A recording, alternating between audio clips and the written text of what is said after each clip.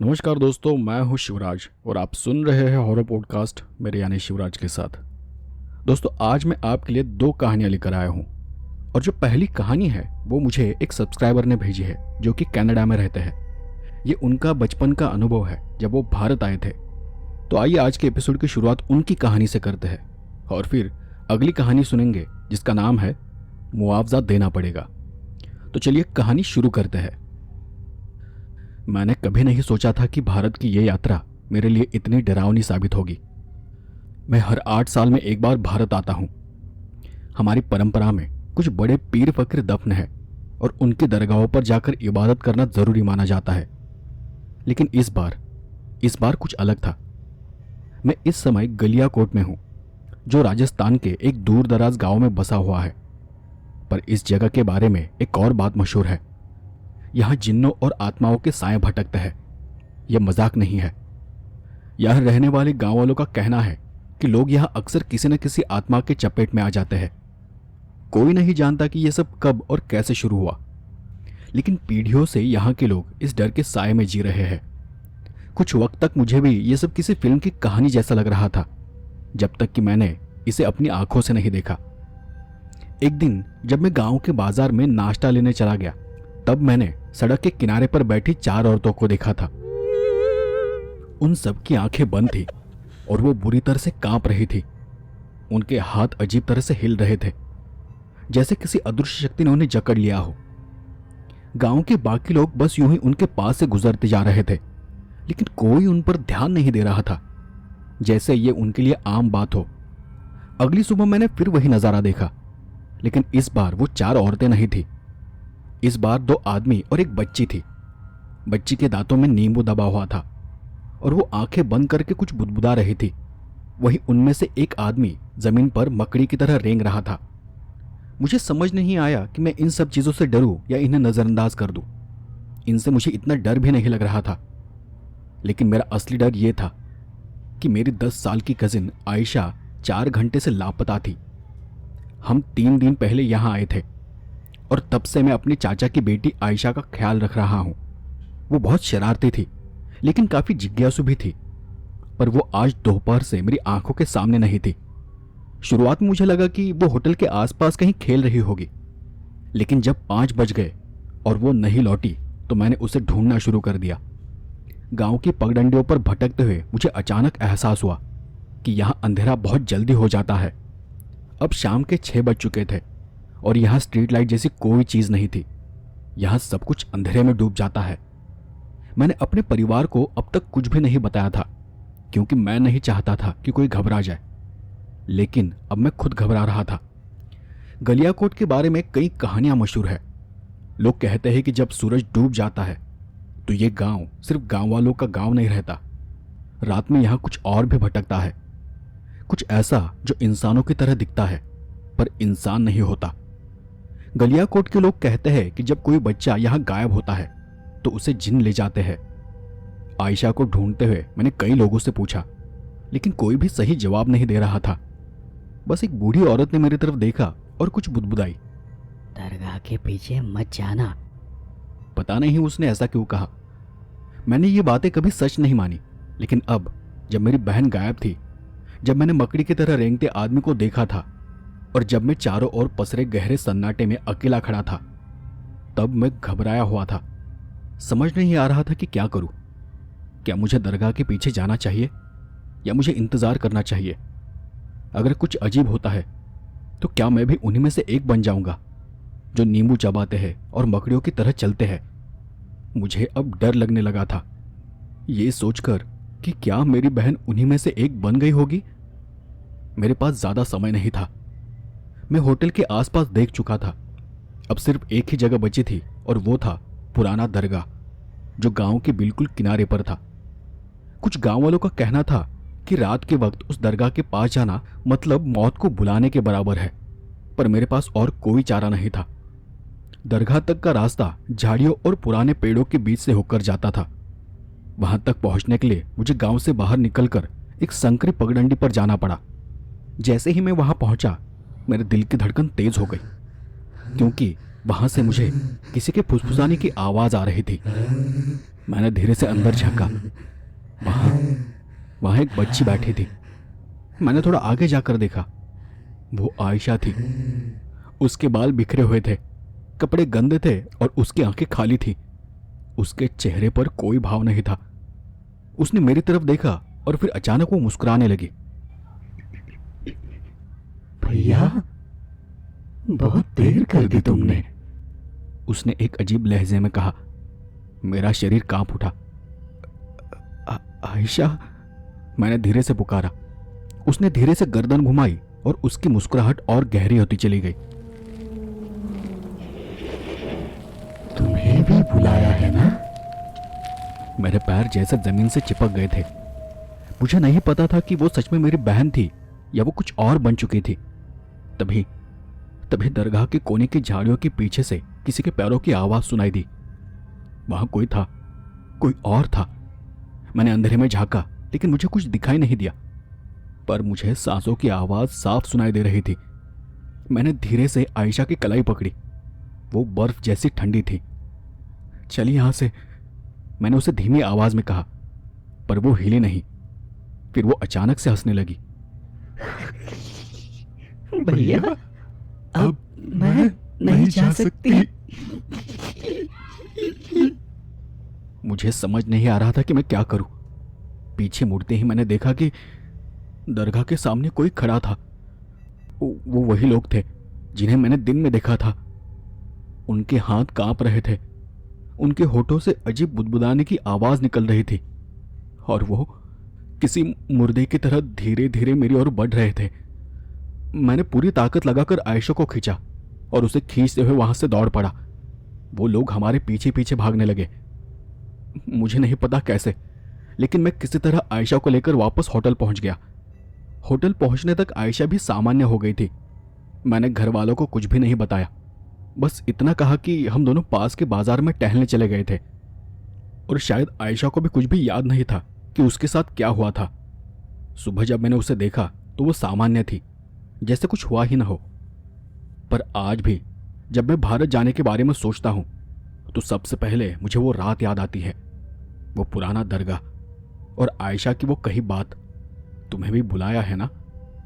अब मुझे उस जगह पर जाने से डर लगता है। क्या पता वहां जो कोई था वो मेरे आने का इंतजार कर रहा हो। तो दोस्तों, ये थी पहली कहानी। आइए अब दूसरी कहानी की ओर बढ़ते हैं। रोहन उस दिन सुबह जल्दी जाग गया था। रविवार का दिन था और उसे लोनावाला में एक जमीन देखने जाना था। रोहन एक मल्टीनेशनल कंपनी में मैनेजर की पोस्ट पर था। अच्छी सैलरी थी, खुद की गाड़ी थी और हाल ही में उसने शहर में अपने लिए एक फ्लैट भी खरीदा था। घर में शादी की बात चल रही थी और जल्द ही उसकी शादी होने वाली थी, उसी के ऑफिस की फ्रेंड निकिता से, जिसके साथ उसका अफेयर था।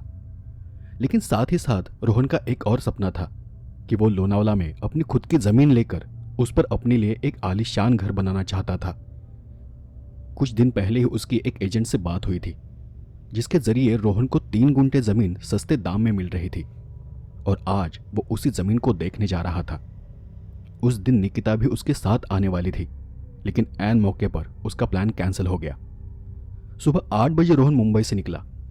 रविवार का दिन होने के कारण ट्रैफिक भी बहुत कम था।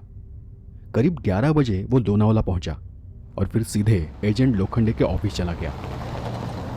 लोखंडे ने उसका स्वागत किया, चाय पानी हुआ और फिर दोनों गाड़ी से जमीन देखने निकल पड़े। जहां वो जमीन देखने जा रहे थे वो जगह मार्केट से 2-3 किलोमीटर दूर थी। रास्ते में छोटे बड़े घर, कुछ होटल और दुकानें थी। कुछ ही देर में दोनों उस जगह पर पहुंच गए। गाड़ी से उतरते ही लोखंडे ने कहा, सर ये सामने की जमीन देखिए, तालाब तक जितनी जमीन फैली है सब आपकी हो सकती है। रोहन ने चारों तरफ नजर घुमाई। वाह, जगह तो काफी अच्छी है। वो जगह बाजार से ज्यादा दूर नहीं थी, सड़क के पास थी और वहां का माहौल भी बहुत अच्छा था। लेकिन सबसे खास चीज थी सामने फैला एक छोटा सा तालाब। रोहन ने पूछा, ये कौन सा तालाब है? लोखंडे ने तालाब को देखते हुए जवाब दिया, सर ये सैनी तालाब है, बहुत पुराना तालाब है। कहते हैं कि पहले यहां सैनिकों के परिवार रहा करते थे, उन्होंने ही इसे खुदवाया था। रोहन ने सिर हिलाया। अच्छा, तो इस तालाब को इंसानों द्वारा बनाया गया है। कुछ देर रोहन ने आसपास की जगह को घूम कर देखा। जगह के बारे में थोड़ी बहुत बातचीत हुई और फिर दोनों वापस लौटने लगे। रोहन गाड़ी में बैठने ही वाला था कि किसी ने उसे पुकारा। बाबू, बाबू। उसने पलट कर देखा। तालाब के किनारे एक बुजुर्ग औरत खड़ी थी। रोहन को रुकते हुए देख वो औरत तेजी से उसकी तरफ बढ़ने लगी। लोखंडे ने झट से कहा, सर चलिए, हमें यहां से निकलना होगा।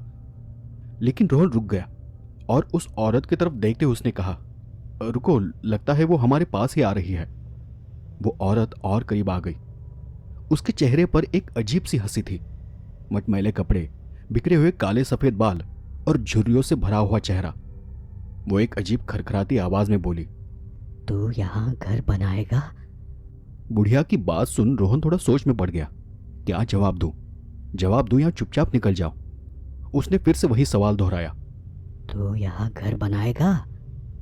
इस बार रोहन ने धीरे से कहा, हाँ, मैं यही घर बनाने के बारे में सोच रहा हूं। इतना सुनते ही वो औरत खुश हो गई। बना बना, जल्दी बना। लेकिन तभी उसका चेहरा अचानक सख्त हो गया और उसने गंभीर आवाज में कहा, लेकिन? रोहन ने भौहें चढ़ा ली। लेकिन क्या?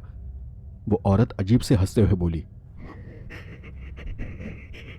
ये जमीन मेरी है। बुढ़िया की बात सुनकर रोहन और लोखंडे दोनों एक दूसरे को देखने लगे। मैं तुझे ये जमीन दे दूंगी, पर इसके बदले तुझे मुझे कुछ देना होगा। रोहन को कुछ समझ नहीं आया कि बुढ़िया क्या बात कर रही थी। कागजात के मुताबिक जमीन किसी और के नाम पर थी। रोहन के मुंह से अचानक निकल गया, मतलब? उसने उसी तरह से मुस्कुराते हुए जवाब दिया, मुआवजा। मुआवजा? रोहन के चेहरे पर उलझन थी। तभी लोखंडे झुंझलाया, सर, ये औरत पागल है। दिन भर यहां वहां भटकती रहती है और लोगों को परेशान करती है। मुझे पागल कहा तूने? बुजुर्ग औरत गुस्से में लोखंडे पर चिल्ला उठी। लोखंडे ने फिर से कहा, सर चलिए, हम निकलते हैं। रोहन ने गाड़ी का दरवाजा खोला और अंदर बैठ गया। तभी वो औरत खिड़की के पास आ गई। उसे पास आता देख रोहन ने गाड़ी से हाथ बाहर निकाला। 100 के 2 नोट उसकी तरफ बढ़ाए, लेकिन वो औरत पीछे हट गई। उसकी गहरी धुंधली आंखें रोहन के चेहरे पर जमी हुई थी। मुझे ये कागज के टुकड़े नहीं चाहिए। तुझे अगर यहाँ घर बनाना है तो तुझे अपने सीधे हाथ का अंगूठा देना होगा। और फिर वो जोर जोर से हंसने लगी, एक अजीब, डरावनी, कांपती हुई हंसी। रोहन बूढ़ी की बात सुनकर सन्न रह गया। उसकी अजीब खरखराती आवाज उसके कानों में गूंजने लगी। हाथ से नोट नीचे गिर गए, लेकिन खुद को संभालते हुए रोहन ने गाड़ी स्टार्ट की और वो वहां से निकल गया। कुछ दूर आगे जाने पर रास्ते में लोखंडे ने कहा, सर, उस औरत की बात पर ध्यान मत दीजिए, उसका दिमाग खराब है। रोहन बिना कुछ बोले गाड़ी चलाता रहा, लेकिन उसके दिमाग में बस एक ही चीज घूम रही थी, मुआवजा, अंगूठा। बुढ़िया की बात सुनकर रोहन थोड़ा डरा जरूर था, लेकिन उससे भी ज्यादा उसे अब यह शक होने लगा था कि कहीं यह जमीन किसी और के नाम पर तो नहीं। इसलिए उसने एजेंट से कुछ दिनों का वक्त ले लिया और खुद से जानकारी निकाली। उसके बाद उसे यकीन हो गया कि एजेंट की बात सही थी और वो जमीन किसी बुढ़िया के नाम पर नहीं थी। उस खोजबीन के दौरान रोहन पूरी तरह से उस घटना को भूल गया था। उसके 2 हफ्ते बाद रोहन एक दिन फिर निकिता को लेकर लोनावला चला गया। निकिता भी उस जगह को देखना चाहती थी। पिछली बार की तरह ही सुबह 11 बजे दोनों लोखंडे के ऑफिस पहुंचे और फिर जमीन पर चले गए। इस बार रोहन को वो बुढ़िया कहीं दिखाई नहीं दी। रोहन ने राहत की सांस ली। उस जगह को ठीक से देखने के बाद उसी दिन उन्होंने जमीन लेने का फैसला कर लिया। अगले 1 महीने में सारे डॉक्यूमेंट्स और पैसे के लेन देन पूरे हो गए और रोहन ने ठीक उसके अगले हफ्ते ही बंगला बनाने का काम शुरू करवा दिया। बंगले के निर्माण का काम शुरू होकर धीरे धीरे 2 महीने बीत चुके थे। एक सुबह रोहन ऑफिस में बैठा काम कर रहा था, तभी उसका फोन बजा। हेलो, मैं साबले बोल रहा हूं। रोहन को उनकी आवाज अजीब लगी। रोहन ने कहा, हाँ साबले, बोलो। साहब, एक प्रॉब्लम हो गई है। साबले की आवाज घबराई हुई लग रही थी। उस आवाज से रोहन भी थोड़ा चौंक गया। क्या हुआ? सर, फोन पर नहीं बता सकता। प्लीज अगर आप जल्दी से यहाँ आ सकते हो तो अच्छा होगा। साबली की बात से रोहन का मन थोड़ा बेचैन हो उठा था। वो सोच में पड़ गया, आखिर ऐसा क्या हो सकता है? क्या पैसे की कोई दिक्कत है? लेकिन अगर ऐसा होता तो साबली ने फोन पर ही बता दिया होता। आखिर वहां हुआ क्या होगा? जाकर देखना पड़ेगा, तभी पता चलेगा। अगली सुबह रोहन लोनावला की ओर निकल पड़ा। बंगले की जगह पर पहुंचा तो साबले उसी का इंतजार कर रहा था। रोहन के आते ही उन्होंने बैठने के लिए 2 कुर्सियां मंगवाई। साबले ने जल्दी से कुर्सी खींचकर रोहन के सामने बैठते हुए कहा, साहब, मैं सब बताता हूं, सब कुछ, पर आप पहले बैठिए। रोहन के माथे पर शिकन थी। बताओ साबले, आखिर मामला क्या है? तुमने मुझे अचानक यहां क्यों बुलाया? साबले ने एक लंबी सांस ली और फिर कहना शुरू किया, साहब, कल शाम की बात है। रोज की तरह शाम 6 बजे हमने काम बंद कर दिया था। सारे मजदूर चले गए और सिर्फ मैं और एक साथी, हम दोनों हिसाब किताब देखने के लिए रुके थे।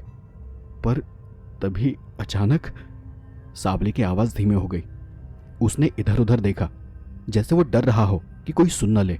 फिर वो आगे बोला, तभी अचानक एक बूढ़ी औरत आई। न जाने वो कहां से आ गई थी। उसका चेहरा गुस्से से लाल था, आंखें गड्ढों में धसी हुई और चाल कुछ अजीब सी थी। आते ही उसने आपको गालियां देना शुरू कर दिया और वो बार बार यही दोहरा रही थी कि मुआवजा देना ही होगा। साबले की बात सुनकर रोहन की भौहें सिकुड़ गई। मुआवजा? कैसा मुआवजा? साबले की आवाज में घबराहट थी। साहब, वो औरत बहुत ही अजीब थी। मुझे तो वो कोई आम औरत नहीं लगी। वो गुस्से में बड़बड़ा रही थी, आपको शाप दे रही थी और कह रही थी कि आपने उससे जो लिया है उसका मुआवजा तो देना ही होगा। मैंने किसी तरह उसे वहां से भगाया, लेकिन जाते जाते उसने मेरे हाथ में ये चिट्ठी पकड़ा दी और कहा कि तुम्हारे इस रोहन साहब को दे देना। रोहन का दिल एक पल के लिए जोर से धड़क उठा। वो औरत मेरा नाम कैसे जानती है? साबले ने नाम में सिर हिलाते हुए जवाब दिया, साहब, ये तो मुझे नहीं पता, लेकिन मैं खुद डर गया था, इसलिए मैंने तुरंत आपको फोन किया। साबले ने चिट्ठी आगे बढ़ाई। रोहन ने उस बंद चिट्ठी को देखा, लेकिन साबले के सामने उसे खोलकर पढ़ने की हिम्मत नहीं हुई। उसने सिर्फ इतना कहा, अच्छा ठीक है, मैं देख लूंगा, लेकिन काम पर इसका असर नहीं पड़ना चाहिए। रोहन ने वो चिट्ठी जेब में डाल ली और वहां से निकल गया। वहां से निकलने के बाद रोहन रास्ते में एक चाय की टपरी पर रुका। उसके हाथ अब भी हल्के हल्के कांप रहे थे। आखिर वो बूढ़ी औरत कौन है और वो क्या चाहती है? उसने जेब से चिट्ठी निकाली और उसे थोड़ा खोल कर देखा। उसमें सिर्फ एक लाइन लिखी थी, मुआवजा देना ही होगा, वरना अंजाम बहुत बुरा होगा। रोहन के माथे पर बल पड़ गया। ये कौन बुढ़िया है जो मुझे धमका रही है, और ये बुढ़िया क्या कर लेगी? गुस्से में उसने वो चिट्ठी मरोड़ कर दूर फेंक दी और फिर चाय खत्म करके वो वहां से चला गया। इस घटना के बाद 1 महीना और बीत गया। रोहन अपने बंगले के काम में व्यस्त हो गया था। वो अक्सर लोनावला आता जाता रहता था, लेकिन इस बार भी वो धीरे धीरे उस बुढ़िया को भूल गया। फिर एक दिन सुबह के 9 बजे रोहन अपने घर से ऑफिस जाने की तैयारी कर रहा था। तभी अचानक उसका फोन बज उठा। स्क्रीन पर साबले नाम चमक रहा था। बोलो साबले, कैसा चल रहा है काम? दूसरी तरफ से साबले की आवाज घबराई हुई थी। साहब, कुछ अजीब हो रहा है। पिछले कुछ दिनों से यहाँ अजीब घटनाएं हो रही है, और कल तो। बोलते बोलते साबले रुक गया। रोहन ने आगे पूछा, क्या हुआ कल? साबले की आवाज कांप रही थी। साहब, कल दोपहर 3 बजे के करीब एक मजदूर पास के तालाब में गिरकर मर गया। रोहन के हाथ से फोन गिरते गिरते बचा। क्या मौत हो गई? जी साहब, वो मजदूर पिछले कुछ दिनों से परेशान था। कहता था कि कोई उसकी चीजें इधर उधर कर रहा है, काम में बाधा डाल रहा है। उसने काफी बार मुझे ये बात बताई थी, लेकिन मैं जब भी देखता तो वहां कोई नहीं होता था। और फिर कल अचानक उसकी लाश तालाब में मिली। रोहन ने गहरी सांस ली और कहा, साहबले, मैं दोपहर तक पहुंचता हूं, तुम वहीं पर रहना, कहीं मत जाना। दोपहर तक रोहन अपनी गाड़ी से लोनावला पहुंचा। साबले से बात की और उस मजदूर के घर भी चला गया। उसके घर वालों को उसने कुछ पैसे दिए और फिर वापस मुंबई आ गया। रोहन को इतना पता था कि वहां कुछ अजीब हो रहा है, पर उसका मन मानने को तैयार नहीं था। बंगले का काम लगभग पूरा हो चुका था और अब तक काफी पैसे भी खर्च हो चुके थे। नए मजदूर आ रहे थे और बीच में ही काम छोड़कर जा रहे थे, लेकिन फिर भी साबले ने निर्माण का काम रुकने नहीं दिया। और इन सब के बीच रोहन और निकिता ने सगाई कर ली। फिर ऐसे करते करते 2 महीने और बीत गए। इन सब अजीब घटनाओं के बावजूद किसी तरह बंगले का काम पूरा हो गया। जनवरी के आखिरी हफ्ते में रोहन ने अपने नए बंगले की चाबी ले ली और उसके अगले दिन रोहन और उसकी पत्नी निकिता दोनों लोनावला चले गए। कांग्रेचुलेशंस रोहन साहब, साबले ने हाथ मिलाते हुए कहा। थैंक्स साबले, तुमने काम समय से पहले पूरा कर दिया। साबले हल्का सा मुस्कुराया, लेकिन फिर उसका चेहरा गंभीर होता गया। कुछ कहना था साबले? रोहन ने पूछा। साबले रुका, फिर नाम में सिर हिलाते हुए कहा, नहीं कुछ नहीं, बस अब मैं चलता हूं। कोई जरूरत हो तो बताइएगा। क्यों नहीं, आपको ही बताऊंगा। और हाँ, अगले रविवार को गृह प्रवेश की पूजा रखी है, आना जरूर। जरूर साहब, साबले ने इतना कहा और वो वहां से चला गया। वो जल्दी जल्दी में वहां से निकल रहा था। रोहन और निकिता ने बंगले को पूरा देखा, फिर बंगले को ताला लगाया और मुंबई लौट आए। गृह प्रवेश से 2 दिन पहले रोहन अकेले ही लोनावला वाले बंगले पर चला गया। उसने पूजा के लिए सामान खरीदा और बंगले की सफाई करवाई। उसी शाम 6:30 बजे के करीब वो पास के तालाब की ओर टहलने निकल पड़ा। उससे वहां एक पुराना पेड़ दिखाई दिया। उसने दूर से देखा कि कोई आदमी उस पेड़ के नीचे बैठा हुआ था। अंधेरा धीरे धीरे घिरने लगा था। आसपास सब तरफ एक हल्की धुंधली रोशनी थी। रोहन ने उस आदमी के पास जाते हुए कहा, नमस्ते, मैं रोहन हूं। क्या आप यहीं कहीं के हैं?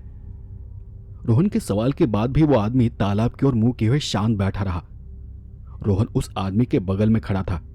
जब रोहन ने दोबारा पूछा तो उस आदमी ने धीरे धीरे अपना सिर घुमाया। वो आदमी दुबला पतला सा था, आंखें गहरी और काली। चेहरा इतना सूखा हुआ था कि खाल खोपड़ी से चिपक गई थी। उस वक्त रोहन को अजीब सी घबराहट होने लगी थी। आपको यहां आसपास पहले कभी नहीं देखा, बस इसलिए पूछ रहा था। तभी उस आदमी के होठ हल्के से हिले और एक फटी फटी आवाज निकली, मैं तुम्हारे बंगले में काम करता था साहब। रोहन को थोड़ा अजीब लगा। फिर भी रोहन ने अगला सवाल किया, अच्छा तो तुम साबले को जानते हो, है ना? आदमी के चेहरे पर एक अजीब सी मुस्कान फैल गई। हाँ साहब, जानता हूं, पर शायद आपने मुझे नहीं पहचाना। रोहन को हल्की झिझक महसूस हुई, लेकिन उसने फिर भी पूछ लिया। हाँ, मुझे लगा जैसे मैंने तुम्हें पहले देखा है। रोहन को समझ नहीं आया कि उसे क्या जवाब दूं, पर तभी उस आदमी ने रूखी ठंडी आवाज में कहा, 2 महीने पहले इसी तालाब में एक मजदूर डूबकर मर गया था। रोहन को उसकी बात थोड़ी बुरी लगी। हाँ जानता हूं, मैंने उसके घर वालों को मदद के तौर पर कुछ पैसे दिए थे। पर तभी उस आदमी की गर्दन एक अजीब झटके से टेढ़ी हो गई। उसकी आंखों से गाढ़ा काला पानी बहने लगा। उसका वो रूप देखकर रोहन का कलेजा धक से रह गया। शरीर खड़े खड़े थरथराने लगा और फिर उस आदमी के होंठ थरथराते हुए हिलने लगे। मुआवजा तो देना पड़ेगा मालिक, इसके बिना कोई छुटकारा नहीं। मुआवजा तो देना पड़ेगा मालिक। इतना कहकर वो आदमी अचानक अपनी जगह से उठ खड़ा हुआ और तालाब के गहरे पानी में कूद गया।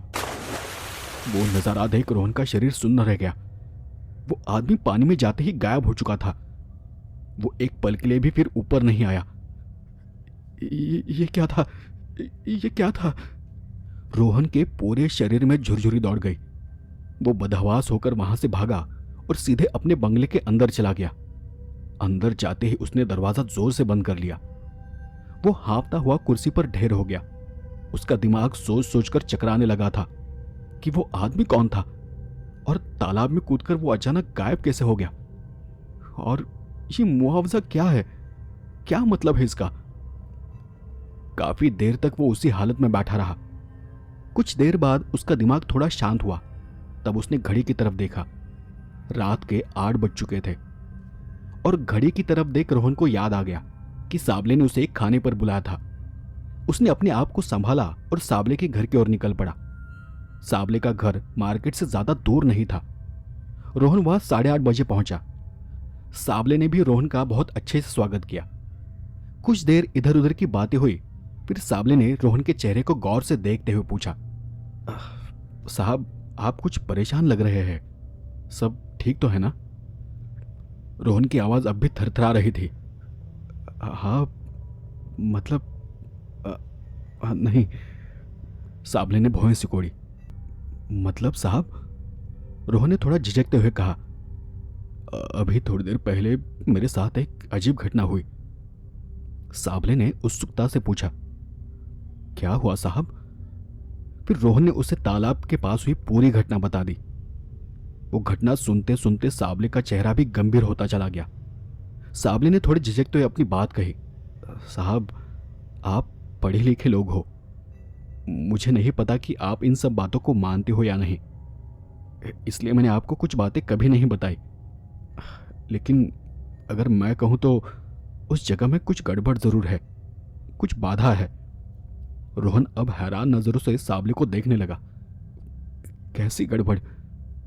साबले ने फिर से बताना शुरू किया, साहब जब से इस बंगले का काम शुरू हुआ है हमारे साथ कुछ ना कुछ अजीब घट रहा है। कभी अचानक सीमेंट के बैग खराब हो जाते थे, कभी कोई चीज हाथों हाथ गायब हो जाती थी, रात में अजीब अजीब आवाजें सुनाई देती थी, और तो और शाम ढलते ही वहां पर कुछ काली परछाइयां दिखाई देने लगती थी। और इसी कारण कई मजदूरों ने वहां बीच में ही काम छोड़ दिया था। कुछ ने तो दिन ढलने के बाद काम करने से मना कर दिया था। ये सब बातें सुनते हुए रोहन के रोंगटे खड़े हो गए। सच कहूं तो रोहन अंदर से पूरी तरह से घबराया हुआ था, लेकिन उसने अपने चेहरे पर डर दिखने नहीं दिया। रोहन ने खुद को शांत रखा और फिर वो बोला, आप जो कह रहे हो अगर वो बात सच है तो मुझे भी ये सच जानना होगा। वो बंगला अब मेरा है और मैं वहां किसी भी तरह की अजीब चीजें बर्दाश्त नहीं करूंगा। सावले ने एक गहरी सांस ली और फिर से कहा, अगर कुछ मदद की जरूरत हो तो जरूर बताइएगा, लेकिन बस आप संभल कर रहिए साहब। खाना होने के बाद रोहन वापस अपने बंगले पर आ गया। रात के 10 बज चुके थे। रोहन ने थोड़ी देर निकिता से फोन पर बात की और फिर टीवी देखते हुए वो वहीं पर पड़ा रहा, लेकिन उसका मन बेचैन था। करीब 11:15 बजे रोहन बेडरूम में चला गया और लाइट बंद करके सो गया। रात के 2 बज रहे थे। घड़ी की टिक टिक की आवाज पूरे कमरे में गूंज रही थी। चारों तरफ गहरा सन्नाटा था। बाहर हल्की चांदनी थी और उसकी हल्की सफेद रोशनी खिड़की से अंदर आ रही थी। अचानक रोहन के कमरे की खिड़की जोर से हिलने लगी। उस आवाज से रोहन की नींद एक झटके में टूट गई। अभी वो ठीक से आंखें खोल भी नहीं पाया था कि उसे खिड़की में एक परछाई नजर आई। वहां कोई झुककर अंदर झांक रहा था। रोहन की आंखें धीरे धीरे स्थिर हुई और फिर उसने ध्यान से देखा। वो वही बुढ़िया थी। उसके लंबे सफेद बाल हवा में लहरा रहे थे। चेहरे पर गुस्सा, आंखों में भयानक लाल अंगारों की तरह आग थी, पर वो बस घूर रही थी। उसका वो रूप देखकर रोहन के शरीर में एक ठंडी लहर दौड़ गई।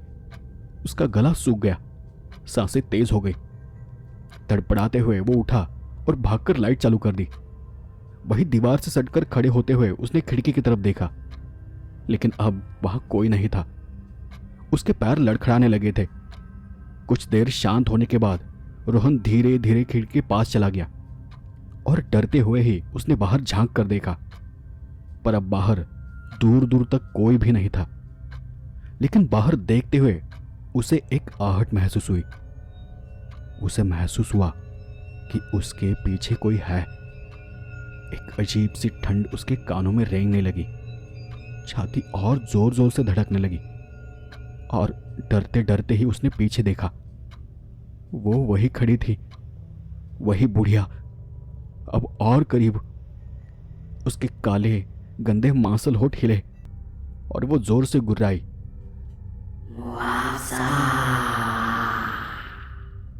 बंगले के अंदर एक भयानक चीख गूंज उठी। उसी पल बंगले की सारी लाइटें एक झटके में बंद हो गई।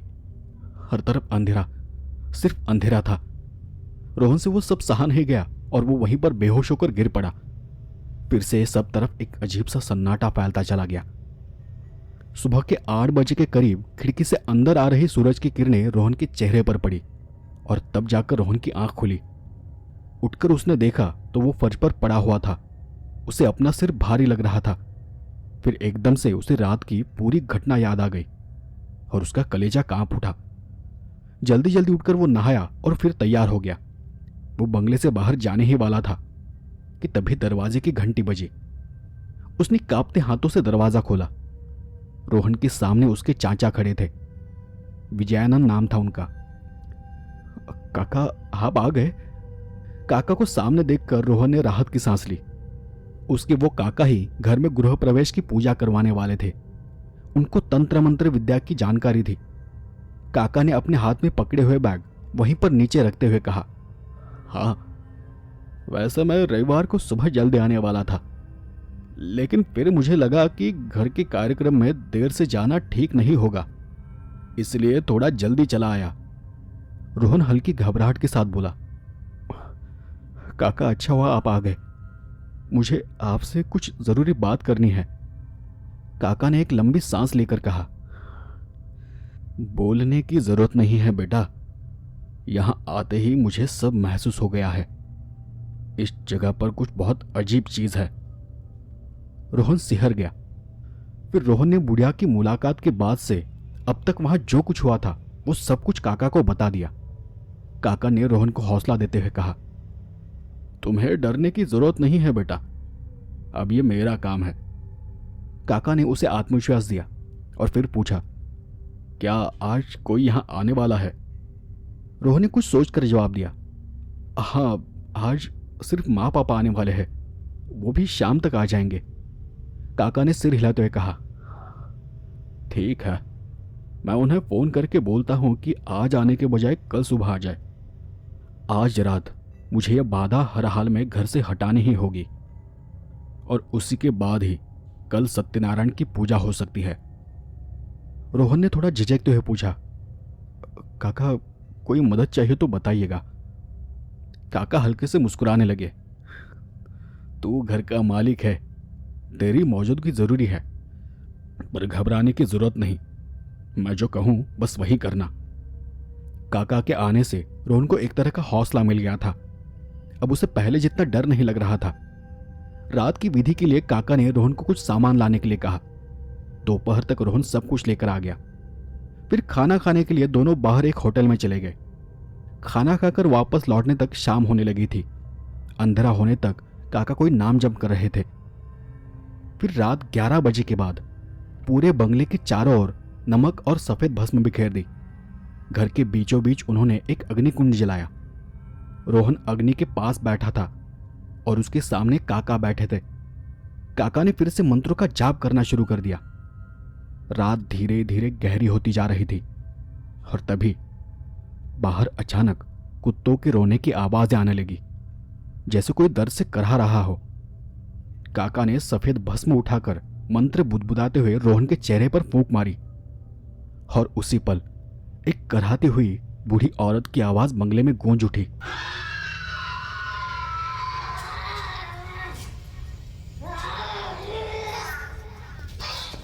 काका ने आंखें बंद कर ली।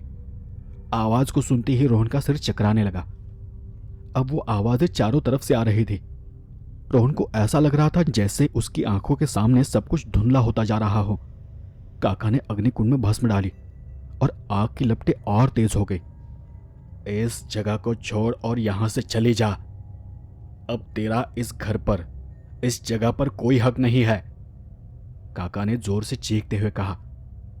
रोहन के पेट में एक अजीब सी मरोड़ उठी। उसे लगा कि वो चक्कर खाकर गिर पड़ेगा। उस पूरे बंगले के अंदर काका के मंत्रों और उस औरत की कर्कश चीखों का एक अजीब सा मेल बन गया था। तभी एक जबरदस्त धमाका हुआ। रोहन की आंखों के सामने अंधेरा छा गया और वो जहां बैठा था वो वहीं जमीन पर गिर पड़ा। धीरे धीरे सब कुछ शांत होता चला गया। फिर जब उसकी आंख खुली तब सुबह के 7 बज रहे थे। तब काका ने रोहन को जगाया। जब तक वो नहा धोकर तैयार हुआ तब तक उसके माँ पापा भी बंगले पर पहुंच चुके थे। उसकी थोड़ी देर बाद निकिता और उसके माता पिता भी घर आ गए। धीरे धीरे बाकी रिश्तेदार भी बंगले पर इकट्ठा होने लगे। काका ने पहले ही पूजा की सारी तैयारियां कर ली थी। सत्यनारायण की पूजा निर्विघ्न संपन्न हुई। किसी भी तरह की कोई रुकावट नहीं आई। पूजा के बाद काका ने रोहन को सख्ती से कहा, जो कुछ हुआ है उसके बारे में किसी से भी कोई बात मत करना। रोहन ने हाँ में सिर हिलाया। दोपहर तक सब काम खत्म हो गया। रिश्तेदार भी धीरे धीरे वापस जाने लगे। बस कुछ करीबी रिश्तेदार वहां रुक गए थे। शाम को जब सब कुछ सिमट गया, रोहन और काका बंगले से बाहर निकले। रास्ते में चलते हुए काका ने उसे कहा, कल रात उस औरत की आत्मा तुम में आ गई थी और शायद अब उसे मुक्ति मिल गई है। वो अब यहां फिर नहीं आएगी। और ऐसा कहते हुए उन्होंने रात की पूरी घटना रोहन को सुनाई। अब यह घर पूरी तरह से तेरा है। अब इस पर कोई साया नहीं है। रोहन ने उनकी बात सुनकर भावुक होकर कहा, काका अगर आप न होते तो न जाने मेरे साथ क्या होता। काका ने हल्की हंसी के साथ कहा, अरे जब मैं हूं तो तुझे डरने की क्या जरूरत है। अब सब कुछ ठीक हो चुका है, मैं निकलता हूं। और इतना बोलकर काका वहां से चले गए। अब सब कुछ ठीक हो चुका था। अगली सुबह बाकी रिश्तेदार और उनके माता पिता भी अपने अपने घर चले गए। उसके कुछ ही दिनों में रोहन ने फिर से ऑफिस ज्वाइन कर लिया और अपने रोजमर्रा के कामों में बिजी हो गया। बंगले का काम पूरा होते ही शादी की तैयारियां शुरू हो गई। कुछ 1-1.5 महीने में रोहन और निकिता ने शादी कर ली। अब तक बारिश का मौसम आ चुका था और शादी के बाद पहली बार रोहन और निकिता लोनावला के बंगले पर जाने वाले थे। शनिवार की सुबह थी। रिमझिम बारिश कभी तेज हो रही थी तो कभी हल्की। और उसी दिन सुबह 9 बजे दोनों लोनावला जाने के लिए निकले। एक्सप्रेस हाईवे पर आते ही बारिश और तेज हो गई। रोहन सावधानी से ड्राइव कर रहा था। करीब 1.5 घंटे बाद वो दोनों लोनावला पहुंचे। तब भी वहां भारी बारिश हो रही थी। बंगला बस कुछ ही दूरी पर था।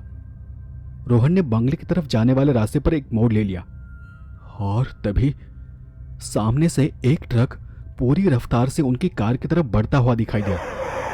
रोहन गाड़ी को संभाल नहीं पाया और एक जबरदस्त टक्कर हुई। और उस टक्कर में गाड़ी के दरवाजे का लोहा रोहन के हाथ में आर पार घुस गया। कार का पूरा एक हिस्सा कट गया और रोहन का दायां हाथ भी कटकर दूर गिर पड़ा। रोहन जमीन पर लहूलुहान गिर पड़ा था। उसके कंधे से खून तेजी से बह रहा था। पूरी सड़क खून से लाल हो चुकी थी। उस मूसलाधार बारिश में लहूलुहान पड़े रोहन की नजर उस ट्रक पर चली गई। आंखों के सामने अंधेरा छाने लगा था। वो ट्रक बारिश में आंखों के सामने से ओझल हो रहा था और तब रोहन को ट्रक के पीछे लिखे शब्द दिखाई दिए, जहां बड़े बड़े अक्षरों में लिखा था, मुआवजा तो देना पड़ेगा।